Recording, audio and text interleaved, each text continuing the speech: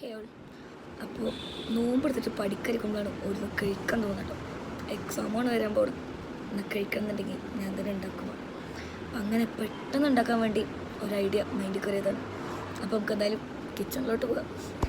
അപ്പോൾ guys, NEET പോകാൻ നല്ല മടി ഉണ്ടായിരുന്നെങ്കിലും എങ്ങനെയാണ് നീറ്റ് പോയിട്ട് കേൾക്കണം എന്നുള്ള രീതിക്ക് നീറ്റ് പോയി.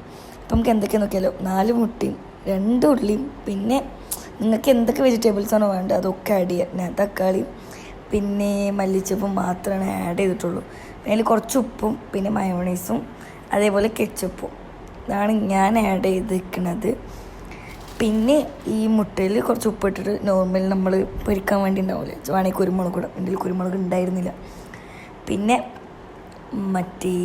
ഇത് ഞാൻ കാട്ടണ പോലെ ഉണ്ട് ചെയ്തു. ഇതിന് പറയേണ്ടതെന്ന് എനിക്കറിയില്ല. ഫസ്റ്റത്തെ ഫ്ലോപ്പായിട്ടോ, നേരം പോലെ വെച്ചിട്ടുണ്ടായിരുന്നില്ല. വെച്ച ഫില്ലിങ്സ് കുറച്ച് കൂടിപ്പോയി.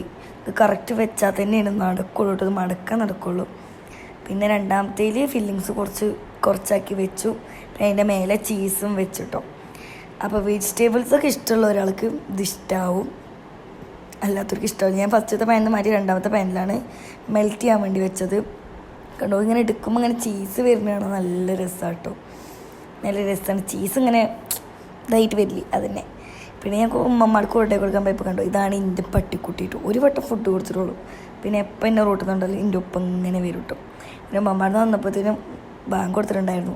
അപ്പോൾ നോമ്പ് തുറന്നിട്ട് ഫസ്റ്റ് തന്നെ അത് കഴിച്ചു എങ്ങനെ ഉണ്ടെന്ന് അറിയാൻ. പിന്നെ ഉപ്പ അറിയാണ്ട് ഉപ്പാൻ്റെ ഒരു ചെറിയൊരു ക്ലിപ്പ് എടുത്തു കേട്ടോ. അപ്പോൾ ഇന്നൊക്കെ ഇത്രയേ ഉള്ളൂ.